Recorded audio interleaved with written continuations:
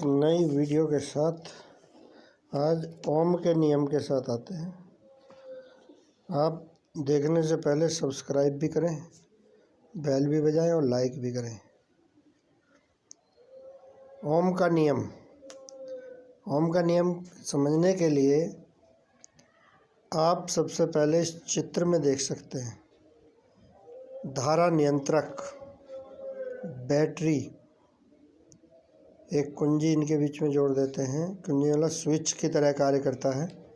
एक एमीटर, एक वोल्टमीटर और एक प्रतिरोध तार और चालक तार जिनसे इनको जोड़ा जाता है।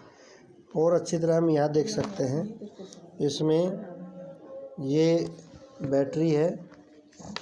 यहाँ पर देखेंगे बैटरी, शुष्क सेल बैटरी, ये कुंजी जिसमें दो भाग लगे थे, इससे हम ऑन ऑफ कर सकते हैं एक तरह से।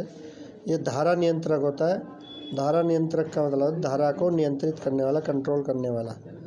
इसका निचला सिरा यहाँ से जोड़ दिया जाता है वोल्टमीटर के साथ। वोल्टमीटर का एक सिरा एमीटर के साथ, एमीटर का एक सिरा बैटरी के साथ।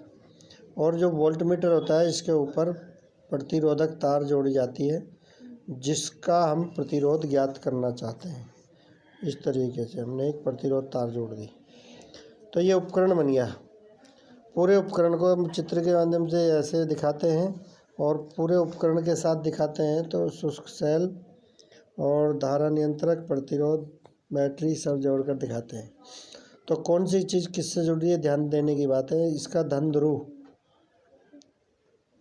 एमीटर के एक सिरे से, दूसरा सिरा वोल्टमीटर के धन ध्रुव से, ऋण सिरा ये धारा नियंत्रक से, और धारा नियंत्रक का एक कुंजी से, कुंजी का दूसरा सिरा सेल से इसलिए जोड़ दिया जाता है। जब हम चित्र बनाते हैं उसमें भी यही तारों द्वारा, कॉपर के तारों द्वारा जोड़ा था। बैटरी का धन ध्रुव ये आ गया एमीटर के साथ, एमीटर का दूसरा सिरा वोल्टमीटर के धन ध्रुव के साथ, नेगेटिव सिरा चालक तार द्वारा धारा नियंत्रक के साथ, और धारा नियंत्रक का दूसरा सिरा कुंजी के साथ। कुंजी का एक सिरा नेगेटिव साइन के साथ जोड़ देते हैं। अब ओम का नियम कहते किसे हैं? ओम के नियम के अनुसार यदि किसी चालक की भौतिक अवस्था में कोई परिवर्तन न हो तो चालक में प्रवाहित धारा और धारा द्वारा उत्पन्न विभवांतर, चालक के सिरों के बीच विभवांतर कह सकते हैं। चालक में प्रवाहित धारा और चालक के सिरों के बीच उत्पन्न विभवांतर का अनुपात सदैव एक स्थिरांक होता है, अर्थात R समानुपाती V अपॉन I। R समानुपाती V अपॉन I। V यहाँ विभवांतर है, I धारा है और R प्रतिरोध है। जब हम इसका सत्यापन करते हैं, सत्यापन करते समय भी इस बात का ध्यान रखा जाता है। R बराबर इसको हम लिख सकते हैं K into V upon I, जहाँ K एक स्थिरांक है, और K की वैल्यू होती है 1। ठीक है, तो R इजकल टू क्या हो जाएगा, V अपॉन I। इसी तरह से अगर V निकालेंगे, V बराबर IR हो जाएगा, V बराबर IR। विभवांतर बराबर विद्युत धारा गुणा प्रतिरोध। अब इसमें हम समझ सकते हैं कि चालक की भौतिक अवस्था में परिवर्तन नहीं आता तो चालक में प्रवाहित आवेश, विद्युत धारा और चालक के सिरों के बीच उत्पन्न विभवांतर का अनुपात सदैव एक स्थिरांक होता है। अब प्रयोग द्वारा कैसे सत्यापन करोगे?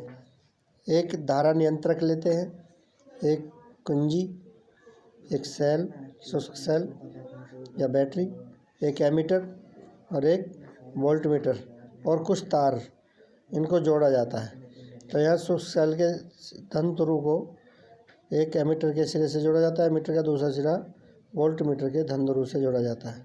इसका नेगेटिव सिरा धारा नियंत्रक से और धारा नियंत्रक का ऊपरी सिरा एक कुंजी से, कुंजी का एक सिरा सेल से जोड़ दिया जाता है। धारा प्रवाहित होती है, जैसे हम कुंजी को दबाते हैं इसमें धारा प्रवाहित होनी शुरू हो जाती है। तो यहाँ पर एमीटर और वोल्टमीटर के पाठ्यांक पढ़ लेते हैं। इन दोनों पाठ्यांकों से हमें ज्ञात होता है कि V वोल्टमीटर बताएगा, I ये एमीटर बताएगा। वोल्ट धारा नियंत्रक के ऊपर ये घुमाने का होता है, आगे पीछे चला सकते हैं, धारा को बढ़ाना या घटाना हो सकता है। अब इसके लिए अगर हम मान लें कि 3 रीडिंग लेते हैं हम, सीरियल नंबर, फिर I का मान, V का मान, V/I जिसे हम R कहते हैं। पहली रीडिंग मान लिया हमने 0.2 है एम्पियर धारा, ये एम्पियर में है, ये वोल्ट में है, ठीक है ना। तो 0.2 मान लिया, ये आता है 6 वोल्ट। 0.2 एम्पियर प्रवाहित कर रहे हैं धारा, और ये आता है वोल्ट में 6। तो ये कितना हो जाएगा 30। जितना भी उसमें मान आए उसके अकॉर्डिंग देखेंगे, 2 आए, 4 आए, 1 आए, ठीक है ना। 1 वोल्ट आता है मान लिया,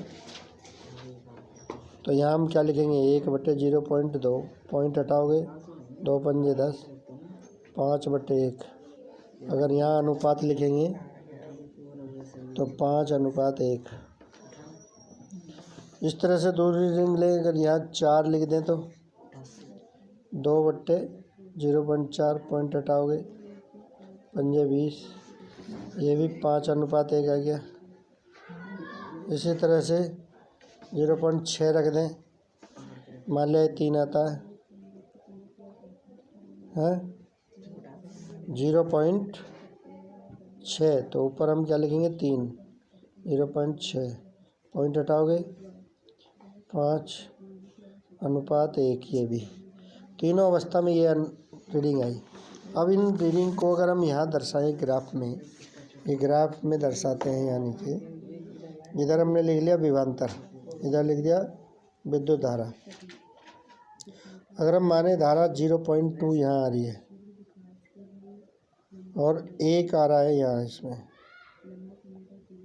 ठीक है, तो विभवांतर कितना है हमारा, 1 है, तो 1 और 0.2 यहाँ, फिर 4, 6, ऐसे आगे ले सकते हैं 8।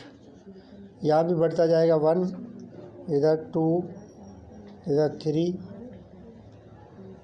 ठीक है ना, 1, 2, 3, इधर 0.2, 0.4, 0.6, ठीक है। जब ग्राफ दर्शाएंगे वो अपने आप सीधी रेखा में आएंगे, ऐसे आ जाएंगे, ये इसकी सीधी में, तो एक सीधी रेखा जाती है। ये सीधी रेखा इस बात का प्रतीक है कि हमेशा विभवांतर और धारा का अनुपात एक स्थिरांक के रूप में रहता है। इससे ओम का नियम सिद्ध हो जाता है।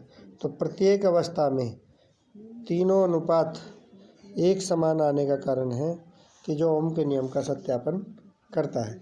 तो हम देख सकते हैं इस चित्र के माध्यम से, यहाँ उपकरण जोड़ के, और जो ग्राफ बनेगा वो एक स्ट्रेट लाइन आएगी जो स्थिरांक को दर्शाती है। इसलिए R बराबर V/I, R बराबर V/I या V बराबर I/R, ये बात ध्यान रखनी है।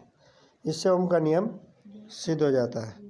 इसको अच्छी तरह पढ़ के आप कर सकते हैं।